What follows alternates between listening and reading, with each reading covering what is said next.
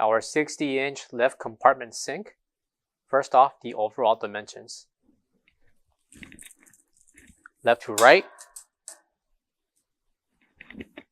we have 60 inches,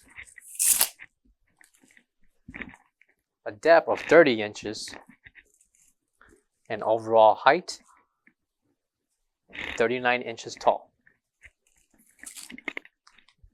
Measurement for the left side basin sink. We have 16 inches in length, a depth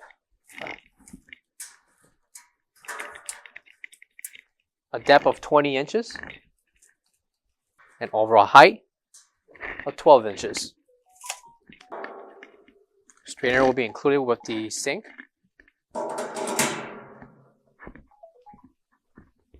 NSF sticker, and the measurement for mounting a faucet from left to right, we have at least 9 inches.